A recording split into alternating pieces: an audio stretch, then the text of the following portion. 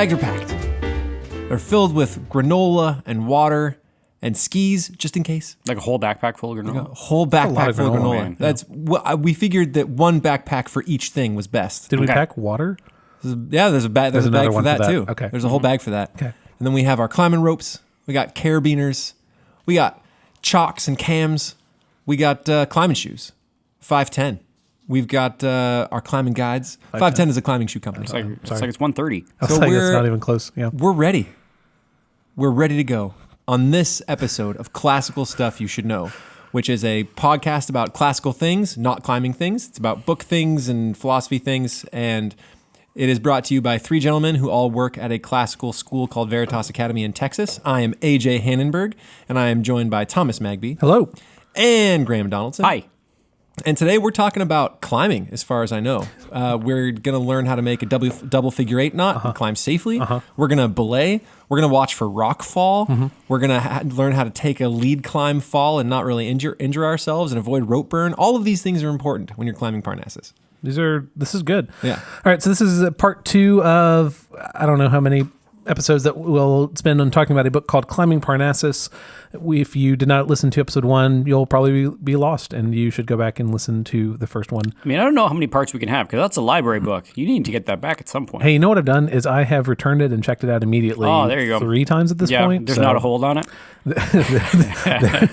Which should boggle the mind. Okay, so it's Austin Public Library, so all 800,000 people within like Austin proper. No one has put a hold on Climbing Parnassus. Well, it's because there's multiple copies. There is only one copy, actually. I'm well aware of there being only one copy of this book that no one wants to read.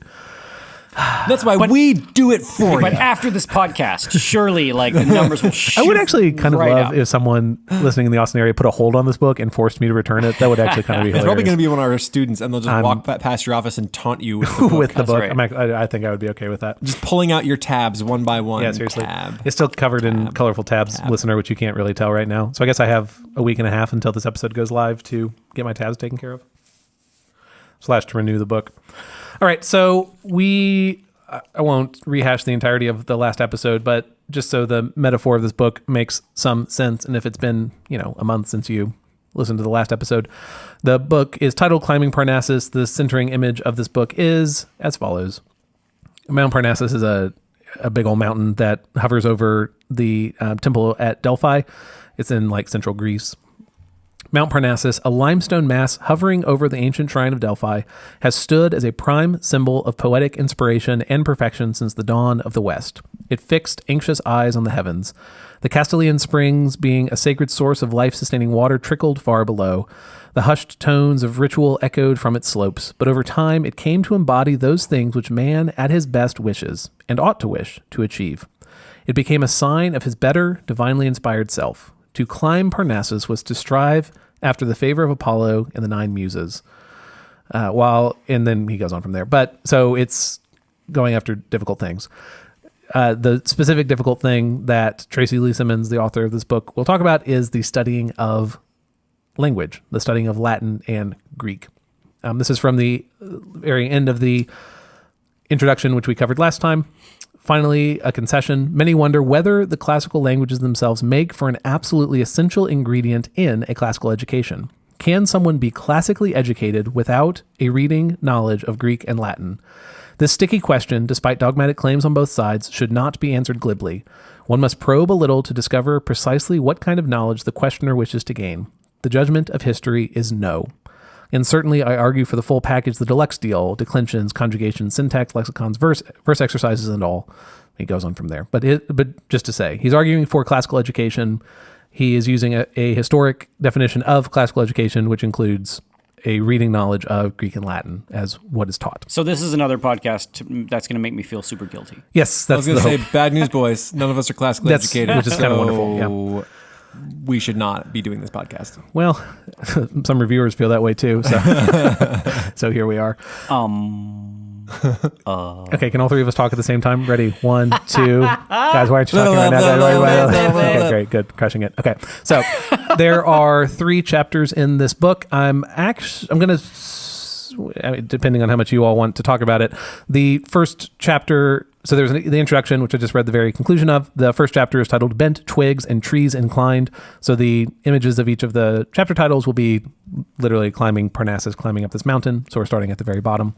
The first chapter is primarily a defense of reading great books, of reading old books. I'm not going to spend a lot of time here because I think that's like the whole point of this podcast and is probably a conclusion we would agree with. Sure.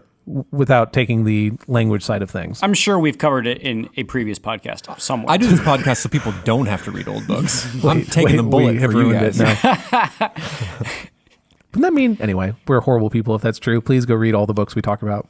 If you don't read all of them, then you are failing. We had someone tweeted us saying that he's reading the Iliad because of us. Yeah. So good job, buddy. Hope you enjoy the Iliad.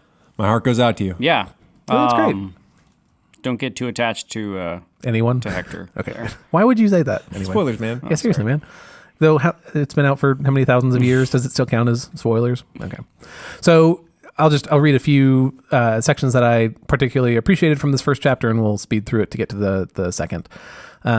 These are ideas and concepts we've covered before, just for what it's worth. The Greeks and Romans yearned for a common culture. Paideia is the Greek word customarily translated to mean education, but enculturation better approximates its essence.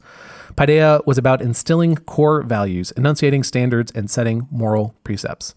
A French historian of ancient education held that paideia signifies culture, not in the sense of something active and preparational like education, but of something perfected, a mind fully developed, the mind of a man who has become truly man. Someone's done an episode on paideia, haven't they? Probably. I mean, I'm sure we've talked about it. Yeah. But does that resonate as a value of reading ancient works, that there's some sort of enculturation happening there? Yes. Yeah. You want to say more about that? This is also like the idea that education is enculturation and paideia is culturing resonates. I mean, if you think of where do all of if you think of the culture wars as like a 20th century phrase, where do those culture wars get waged? But in the curriculums, in what books kids are reading, and anyway, so just I don't know, just the idea that a school is a incubator of culture makes sense. It's the Emerson quote I pay the school teacher to teach my kid, but it's his peers that actually educate him, or something. It sounds quippier than that, but yeah, that there is there's an enculturation aspect to it, is all that to say. Mm-hmm.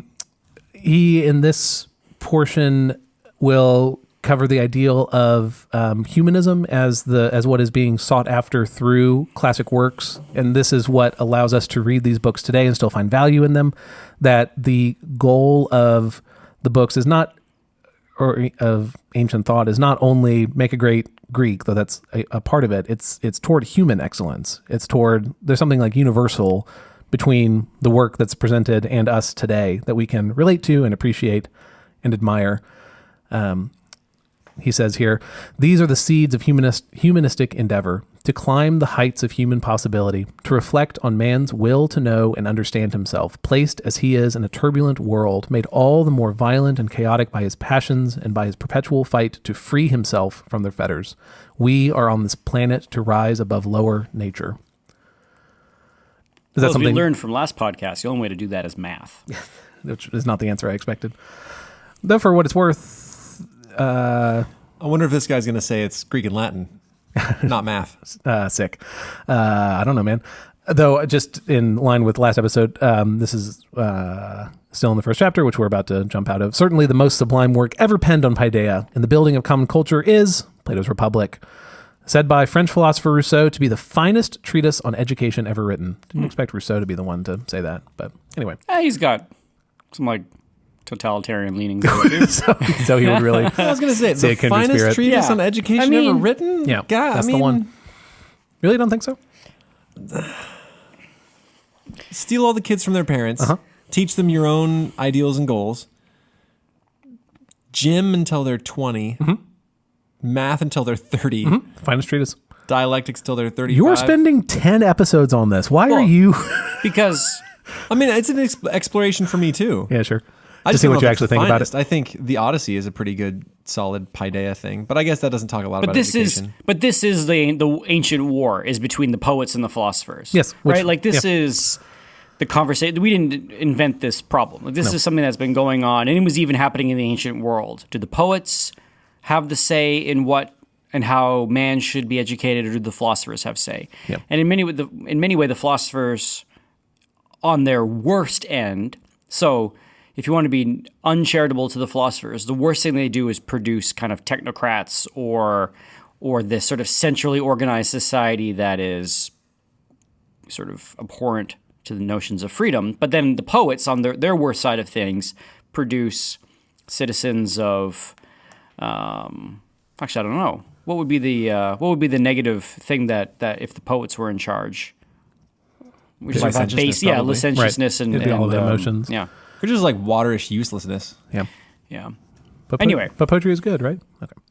Okay, so that's all from that first chapter. I'm not going to go into that. I don't think there's much that is controversial for us. And again, listener, this is a horrible first episode for you. Please go back to the first of Climbing Parnassus, or literally, I don't know, any other episode.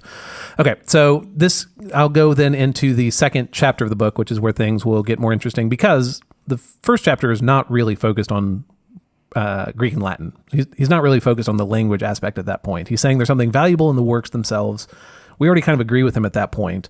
The question is, that I think we'll get to, is it worth the additional effort and work to get to the original works themselves, as opposed to the translated works we use, which still give us those benefits of enculturation, of paideia. So the second chapter is titled Prospect from the Castelian Spring. The Castelian Spring was referenced in the very first paragraph at the beginning, but in approaching Mount Parnassus, what you cross before you get to the mountain itself is the spring. There are a number of stories that relate to it. Apparently at some point the muses hung out there. Of course they did. Yeah, naturally. The oracles would wash themselves and quench their thirst before going up to the temple. Apparently Apollo might have killed Python at this spring. So there are a number of stories that are tied to this location. I don't know that story. Handberg, you know that story? Apollo and Python? I do not. Is that like a coding thing? Yeah, he learned. He crushed it. He crushed Python. He figured out It was machine a 2-week learning. boot camp. Now he's making $70K out the gate. Crushing it. I don't have a good version of this for you. I'll keep trying to look this up. Anyway, so there's some stuff that happened at that spring. So rock and roll. Okay, so what is the point of passing the spring? What is the point of trying to go beyond this, this quench thirst to then climb the mountain, to climb Mount Parnassus, to face the difficulties beyond? Yeah, why not just stay at the spring? Yeah, seriously, because it's really awesome, Yeah. right? Okay, so let's try a few different ideas and see which ones. Let's start here. The Greeks and Romans steered their education by ideas we now condemn as regressive. School was a grinding, sometimes bitter experience, with nary a finger lifted to sweeten the pill. Children began their education at home, where training and literacy walked hand in hand, as we have seen, with the inculcation of cultural ideals and habits of upright character. Parents and tutors worked hard, as Plato wrote, so that each child may excel. And as each act and word occurs, they teach and impress upon him that which is just and that unjust. One thing noble, another base. One holy, another unholy. And that his is to do this and not to do that. So there's a moral aspect to education, which he's talking about. But that first idea is the one I'm curious about. So school is a grinding, sometimes bitter experience with nary a finger lifted to sweeten the pill. How does that sound as an educational model? I feel like if it was shorter, so if education like on a day, if you think of sort of your modern school now, it's like 8 hours a day, 5 days a week. So if it was grinding and bitter, that sucks. But if school was like 3 hours a day, 5 days a week, I feel like you could make it real tough and not miserable, but just super challenging. And then you're done. And then you can go off and do other things and be a kid and play outside or whatever. I feel like sometimes there's something to be said for having it be really difficult in a short period of time, as opposed to eight hours a day. Fun and trying to make it, exciting and trying to keep holding anybody's attention for 8 hours a day is a challenge. No, Veritas isn't an 8 hours a day, but you know what I'm saying. Sure. But even that idea of having to hold attention, I think is I don't know if that's how they would describe that. Exactly. That AJ said last episode that in Plato's conception, you aren't forced to be there. So you're not holding, You're there because you want to be. So you're not holding attention. You're if you care enough to work for 30 years to become a ruler of the city, you're going to stick with it, right? Because you know what's on the other side of that. I think children are square pegs. Uh-huh. And adulthood is a round hole. There you go. So we need And they to should cut be off those. introduced to that horror as early as possible. There you go. Well, now you're And their bumming me Start out. hammering. happiness beaten from them. I don't know about that. Doesn't that seem like a bummer? No, that's not true. Okay. Well, though, I think you... Okay. Did I get it right? Well, is he saying kids are square he'll pegs? follow this direction. This is dark. I honestly go back and forth between the two. That like school should be effortless and in line with the enjoyment of the human sense of discovery, and then on the other side, it should be small doses of really difficult. Maybe that's what I'm. You wondering. don't learn grit if school is a party the whole time. Exactly. Sure.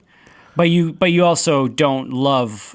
You also won't enjoy the act of learning if it's 8 hours of grit a day. Yeah, exactly. No one can do that. Not even someone who like I love to read. You love to read. We love learning. We are people for whom the act of learning is a joy. And none of us would read 8 hours solid in a day or focus on one really difficult task for 8 hours. Yeah. So anyway, It's tough. I don't know. I think that if we're talking about, C.S. Lewis has an essay called The Weight of Glory where he talks about the progression of enjoyment. And some things are a drudgery at the beginning. You have to learn the grammar of a subject, and sometimes that's terrible. Isn't he talking? He's talking specifically about Latin, isn't he? he's talking about languages. Yeah, he does languages talk are about Greek. languages. He says when you're learning your verbs and declensions and that sort of thing, it's terrible, but then you get to go and read the Aeneid in all of its original language, and isn't that fantastic, right?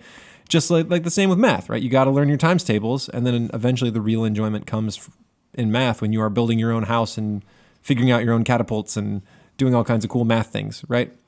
So I think without that hardship, you don't eventually get to the true enjoyment. Like scheduling makes this complicated, but imagine if you could get the students and figure out which classes they hated the most or found to be the most difficult and give that to them first thing in the day. And have to it get and it then out of the way. Get it out of the way. Have them do the hard thing first, and then as the day goes on, they get the easier thing.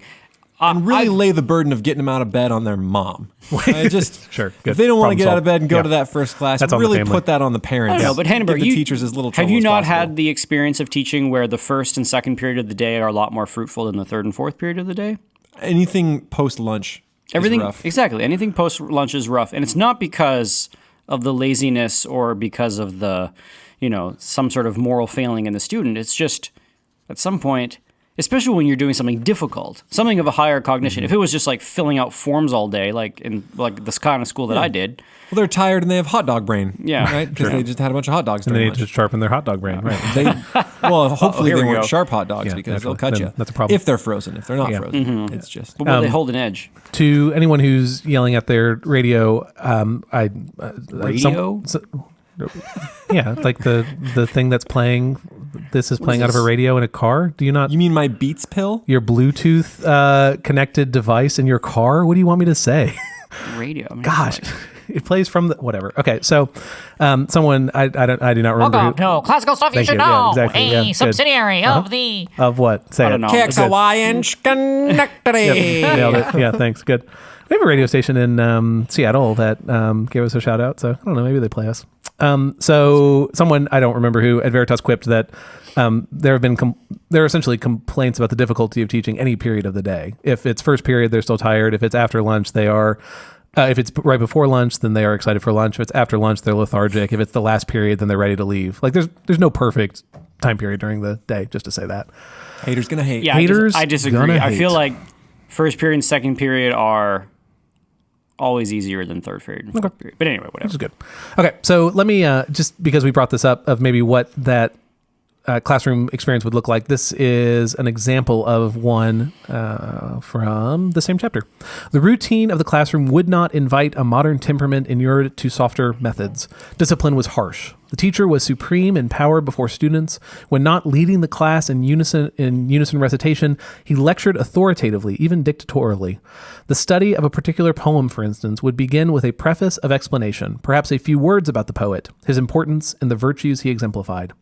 The stage might also include a summary form of textual criticism, where the teacher may offer corrections in passages where versions differed, as they often did in the age before printing.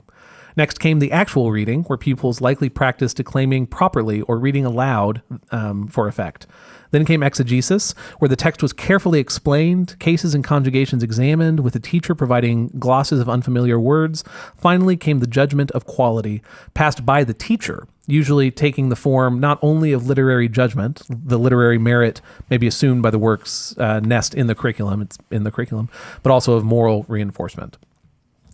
Does that sound similar to when you all are teaching through books or poems? Yeah. Really? It does, actually. That's interesting. Yeah. You want to say more? I don't do as much about the justification of its quality, but the fact that it has been selected and put into the curriculum. Like, it sort of feels silly for me to be like, all right, guys, let's see if we actually think Milton's good at this.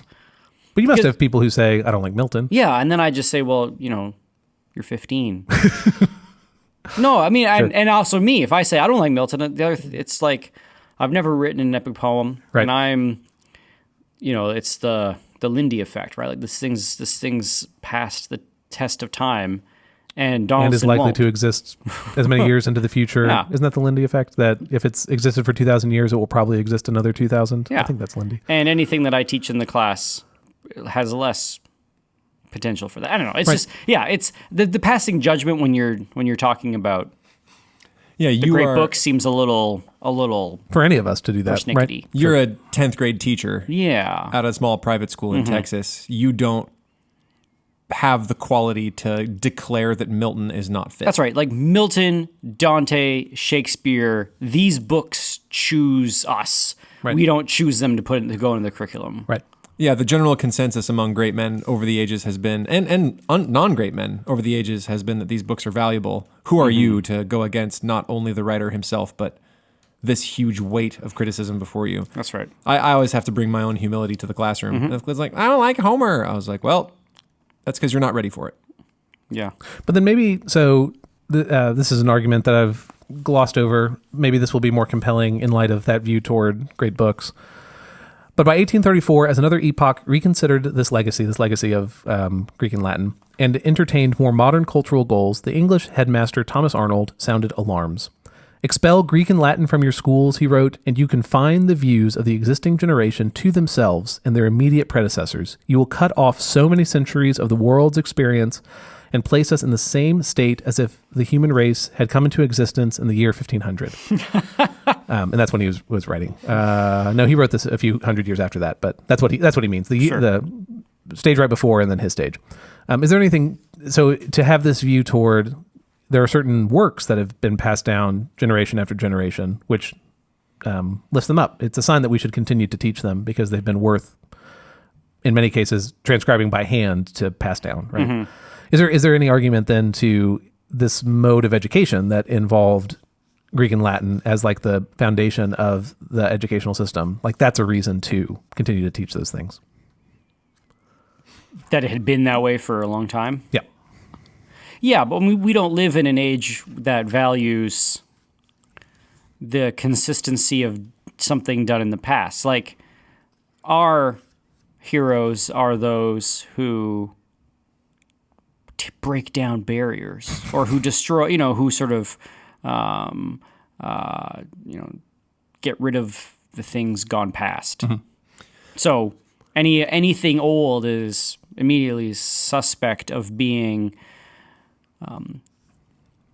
if you have a progressive view of history, at some point, there's this point in history that anything that preceded that was necessarily backwards and evil, and now we're on this like eternal progress forward. So this is why we sort of have this hand wringing over always purifying the curriculum. Right. In all fairness, didn't we do a whole episode on why translations are fine? We did an episode. I did an episode. There's no we. Hey, we were there. Okay. I did an episode on how translations create their own works. So the translated, the Robert Fagel's Iliad becomes its own work at the point that it's translated. Does that make it? It is now its own great work and can be read as such. Mm-hmm. That's true, but I remember a conversation where it was saying, like, if I learn Greek and Latin, I am not steeped in the culture. Mm-hmm. I have not studied only those things. Yep. I do not have the kind of grasp on the language as someone who has been studying it for 20 years and then has translated the Iliad. So why should I trust my reading any more than a decent translation done by Fagles? Right. Simmons would argue that false dichotomy should be erased, and instead you should, in fact, study both the language and the cultural context to then develop your own opinion on the. Again, he's arguing for a method of education wherein you've received 12 years of Latin and Greek by the time, I don't know about 12. Sounds exhausting. Sure. By the time you then go to college and study it some more. Like it's Right. all, it wouldn't just be you took an elective for a few years. This is the foundation of your education the entire time you were in primary school, whatever that's called, would be based on those languages. And then you would go off to college and study it some more for kicks and giggles. Okay. So what are some of the reasons that Simmons is arguing here? One of them is the difficulty of the language itself is a reason to study it. That because it is difficult, it trains a certain grittiness. It trains a certain force to stick with it. There is a moral component to sticking with something that is complicated and difficult, even when you don't really want to. Mm-hmm. So that is a form of benefit to learning the language. I mean, I love talking to our Latin 4 kids and kids who've even stuck it out to go into Latin 5. And I love their gallows humor that they have about it. Like, it's hard, but you can tell they're super proud of the fact that they do it. They all, I think at the end of the year, they all take their Caesar's Gallic Wars and like burn it. Bummer. Or not, maybe that was just one. But then there's this little bit of like, I have conquered the hard thing. Like, I have achieved the reading of this thing that is difficult, or them being able to read Virgil's Aeneid in the original Latin. Like, I have a tremendous amount of jealousy for that. Sure. Yeah. Same. And same. I don't know. Do you all feel like as you... AJ, you look skeptical. You don't look like you're a man of jealousy. I don't like that as an argument for doing something. Sure, lifting rocks and moving them from one pile to another is difficult. I don't see that as a reason we should actually do it. But isn't working out basically, it's a fancier version of lifting rocks and moving them for the purpose of getting stronger? Like a squat rack is no different than rocks when you get down to it. Sure, but why Latin? Why can't I do any other hard This is intellectual thing? right. So thank you. So this is only one piece of an argument. You're totally spot on. I think if this were the only piece of the argument, it's a bad one. Yeah, I agree. that's what I'm saying. Yeah, totally. This is Totally agree. a solitary argument. As an extra help, it's fine, but as a sole reason, Totally. I don't buy it. Yeah, that because there are lots of hard things you could do that would work out your mind that aren't Latin. I totally accept that. Like math. Like math, like 10 Plato? years. Yeah. Does Plato make any comment on the difficulty, just to Graham's question earlier, of like the length of day or the rigor of that program? Or does he just say study math for 10 years? He just says study math for 10 years. I don't think he makes any comment. I assume that he would, like, that's a childbearing age as far as he's concerned. And so you would have, because you don't have to take care of the kids. Never mind. You're fine to do your own someone thing. else. Yeah. Someone So else. you've takes got care. other things going on, I guess. Yeah. Military, probably. You're probably serving in the As wars. you're learning math also? Yeah. I mean, they have wars. You have to do your defense, and so you got to be part of it. Okay. And these are the Guardians who are doing that? Yep. Okay, cool. Okay, so that, totally spot on. That's only one piece of the argument, but a piece nonetheless, that there is something to the challenge that makes it, that there is a benefit. There's a benefit to the challenge. Said elsewhere, Latin was made the groundwork of education, not for the beauty of its classical literature, but nor because the study of a dead language was the best mental gymnastic, that's what we were just saying, or the only means of acquiring a masterly freedom in the use of living tongues, but because it was the language of educated men throughout Europe, employed for public business, literature, philosophy, and science. It was essential to the unity and therefore enforced by the authority of the Western Church. Isn't that interesting? So it makes the groundwork, but it's reinforced by other people who are learning it as well. I wonder that, just reading, does that undermine the case that he's making? Since there's no longer that enforced authority, does that undermine the importance of the I was just language? going to say, if the reason like if it was used for unity across all of Europe and it was enforced because it maintained that unity, why aren't we studying English or Chinese? Because more people speak Chinese. Interesting. Because right now those are the two primary languages of the world. He will elsewhere argue that, I think we talked about this last episode too, that to learn a foreign language is to better understand your language as well, because you have to learn everything new. You have to learn everything for the first time by learning a new language. While there's so much that, as I'm speaking English right now, I'm not thinking about conjugation or nouns or like all that is just baked into, because I've spoken it for 30 years or whatever. But when you have to learn a new language, the rigor and the learning every step of it requires you to think more about it. Well, all those pieces you learn in Latin also apply to English. There's a logic to the language. Okay, so that's why not Chinese. Because Chinese would not translate very well back into English. It's so totally different a language. Because our language grew from Latin, and so understanding Latin means a better understanding of our language. Yeah. Whereas learning Chinese might not be. It would not do that. No, because especially on the written side. Yeah. There's an interesting, like, because most of it is pairing of two images put together to create a new image. So there's something to learn there, but that lesson does not help for English. Maybe is the right way to say that. It's interesting. I hadn't thought about that. Okay. So what are the reasons? It's difficult. It teaches a certain type of logic. But then also there was historically a unity that came about from studying this together. And so maybe we only see that unity among 4 people taking their 4th year of Latin, but we don't see it among many more people than that. We'll go... What strikes us now, despite the high-flown rhetoric and noble ideas, is the practicality of the humanistic mind. So again, what is one of the goals of accessing older ideas, older literature, older thinkers, is to get to some form of humanism. Does someone have a working definition of humanism? It sounds like the way he's talking about it is just that a belief, which I think in the 20th century almost everybody believed, but I feel like maybe it's breaking down now, that all human beings in the past and in the present have a united, I don't know what you want to call it, soul or some sort of understanding that like the things that people loved and cared and thought about have been the same for all human history.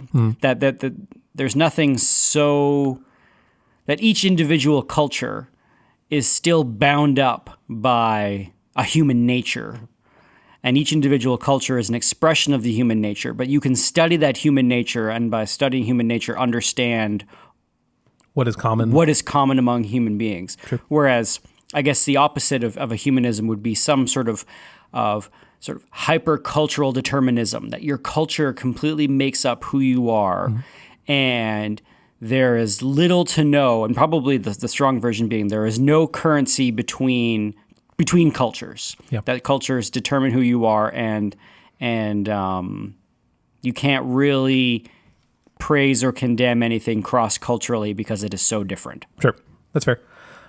Maybe the side of it that there's something, so the universal, there's something across all cultures that can be known about humans and that is agreed upon by all humans. Those are good.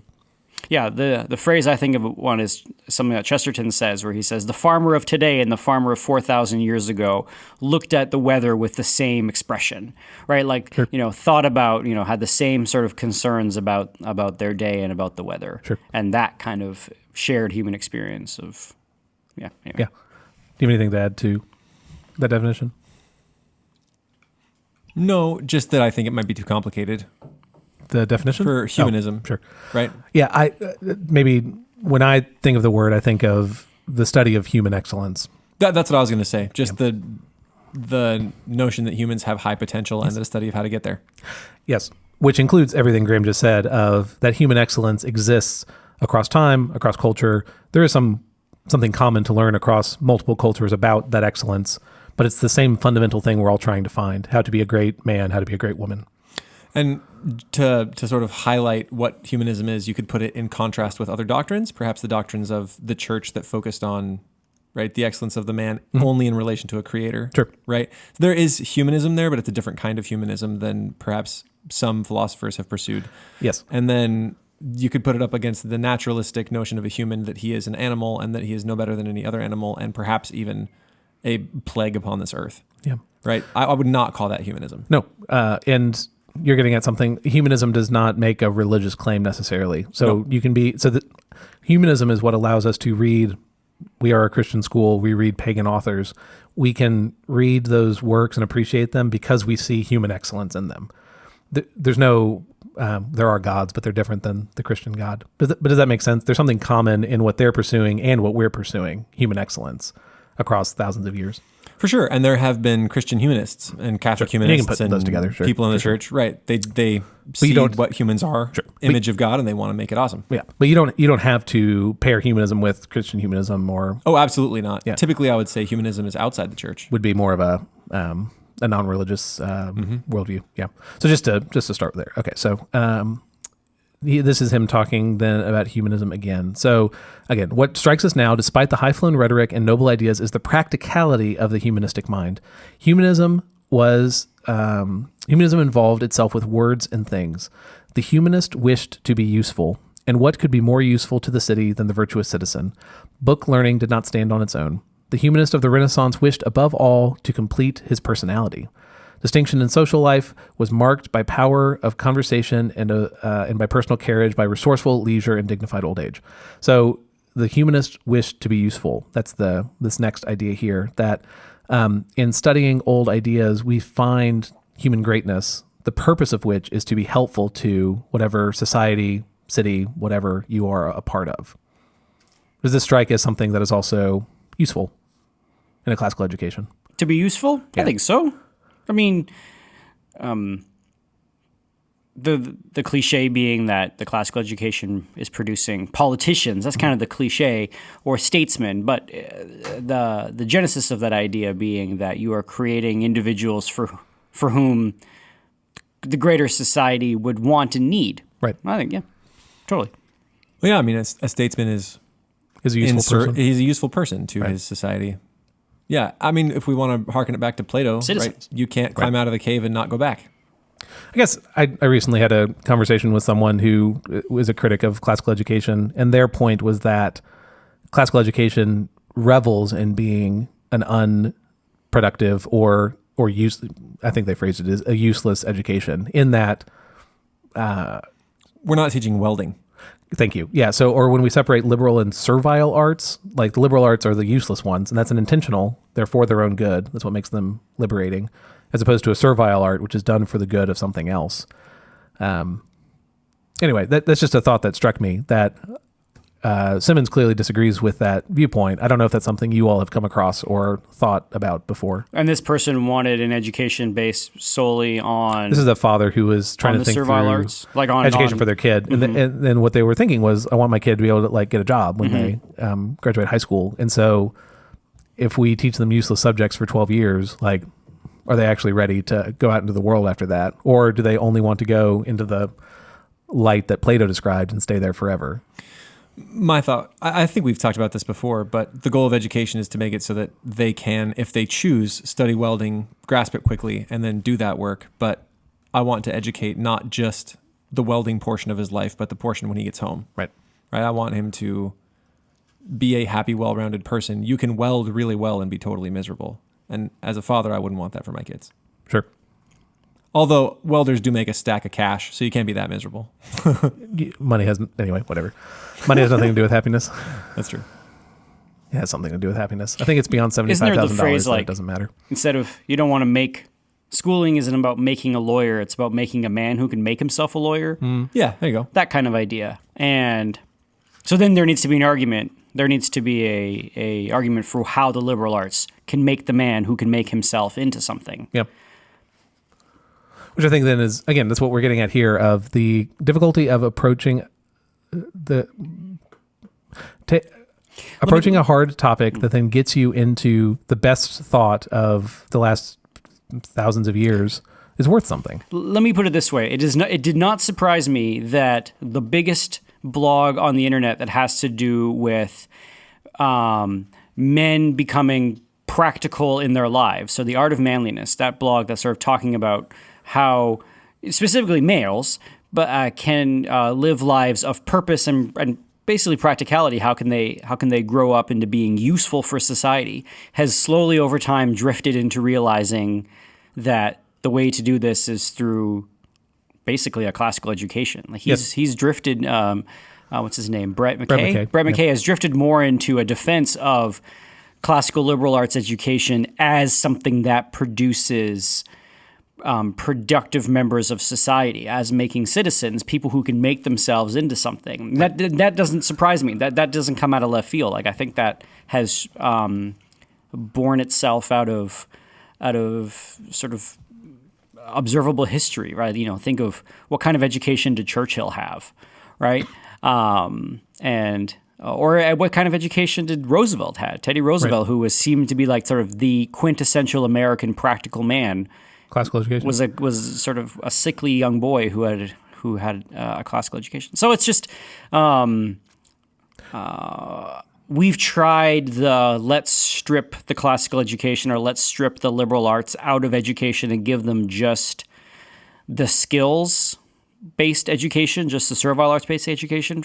We've been sort of creeping that way for 50 years, and we haven't had a greater productive populace. We've had a more luxuriating populace. Sure. Anyway.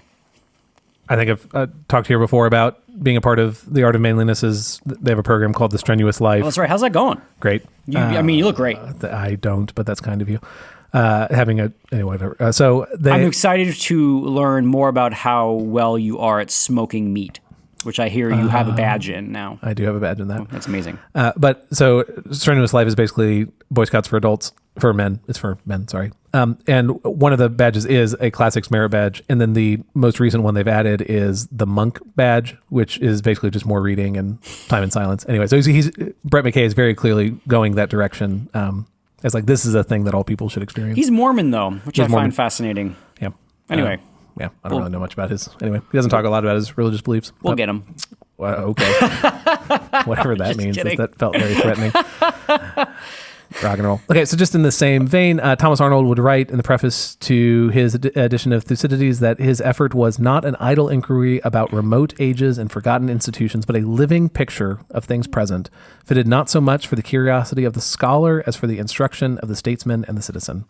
So just that same idea, that the purpose of this education is not random stuff. The purpose of this education is not knowledge for the sake of knowledge, but it's to improve lives and to improve the lives of those who are around the person who's classically educated. Okay, Thomas, or fellas, both of you need to organize a school week.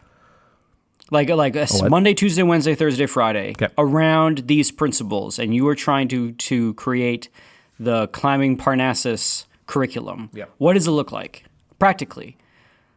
Is 5 days enough to... Then it repeats. Every year. How do you practically put this into practice? Do you require Latin from people who are classically, to equate classical education to learning languages? I think would be the way to do it. But again, part of me presenting this is not to say I'm 100% on this side. It's I'm reading the book, so I'm going to argue the side and then see where we get to. Because this is the really fascinating thing of classical education movement in the modern world, is that you talk to every school, and every school has kind of latched on to one thing that they have said, this is the really important thing. So there's some schools for whom Latin and the language is paramount. There's other schools for whom doing everything through a very thought through historical line is paramount, right? Like everything is going to follow into history. So every student, even in their science class, they're going to be lodged in a period of history. Right. We at Veritas, we probably have more of a bent towards the great books, probably just because of, I don't know, how we've sort of developed over 10 years. But it's just sort of fascinating to me to see like what different schools kind of latch onto. And I'm sure it has to do with what kind of teachers that they have present to them. Like if some school has a lifer Latin teacher that is there and deeply lodged into the culture, you're going to have a school that is, strongly emphasizing its Latin program. Or I don't know. It's just, I think of schools like sports franchises, right? Like there are sports teams where you have coaches that have a strong philosophy about how the game is going to be played, But then you have the practicalities in that, like, you may not be able to find the players that can actually do that philosophy in how you want it to be played. And so how do you do this? How do you marry the sort of pure philosophical way of how to play the game versus the actual personnel that you have at hand? Schools are in the same situation. Yeah, but in the same way It's hard that to find Latin teachers.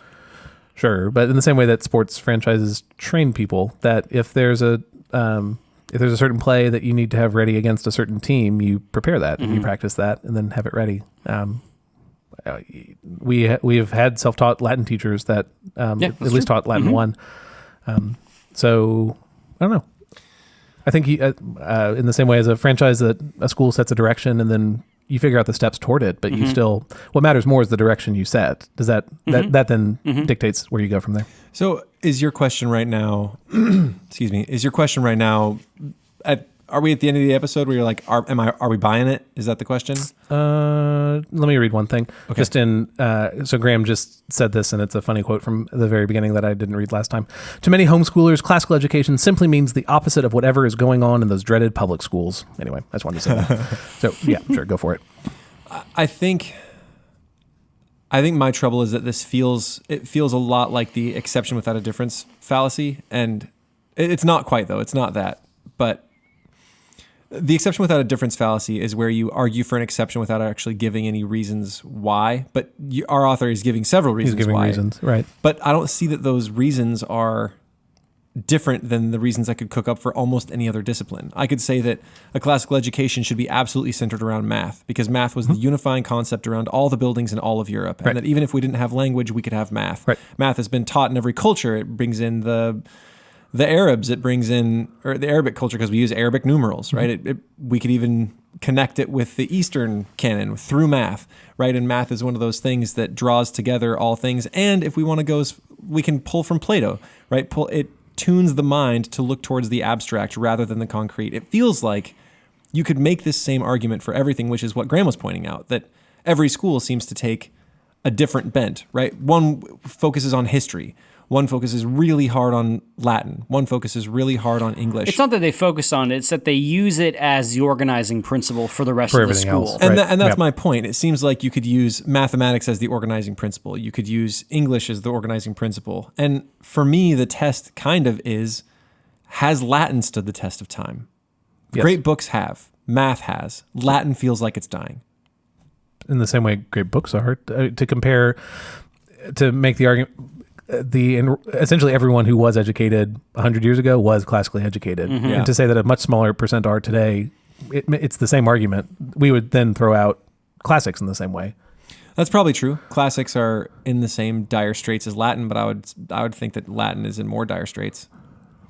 But that's just a generalization that I can't prove. But that's what it feels like to me, is that he's focusing on one specific section of the classical education and making it the organizing principle when it doesn't have to be. I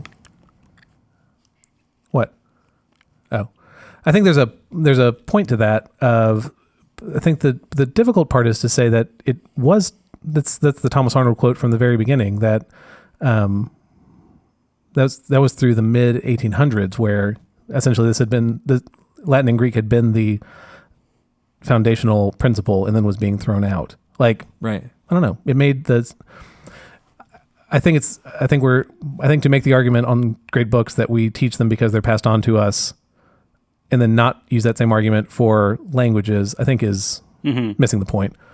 But except that great books contain stories and moral content, whereas I'm not sure that languages do. But that's his point, to say that there is a moral content to the rigor of learning a language. And also the things that we have that have survived in that language are the stories that we're talking about. Yes. And so like if you go and bought a book from the, Barnes and Noble or whatever on how to learn French, you're going to have like the translated sentences are going to be like, which way to the library? You're going to get these like practical touristy sentences. Right. You go to Barnes and Noble and you get things in Latin, and you're going to be getting sentences that are from like Horace. Right. You're going to be getting because that's what we have. Or maybe there's now the push to like have And I wonder if they actually had this conversation when they were doing the Duolingo widget for Duolingo in Latin. Was do we? And they came down on like, you know, my friend is from California. Like that's what you're translating from Latin. But you know, I think of the Latin book that I have in my class that I try to teach myself out of whenever I have a chunk of time. And the things you're translating are Aesop's fables. The things you're translating is Horace and Virgil and these things. So you're getting this smuggled in education with the actual act of translating as well. You're getting in this the smuggled great thinkers. Which is then anyway, that's the point Lewis, from the quote you referenced earlier, is making, that in Weight of Glory is to say that there's the pain and misery of starting out in a language, but then the joy of accomplishing it and getting to the point of understanding what's being said, and then responding to it in that same written language as well. Yeah.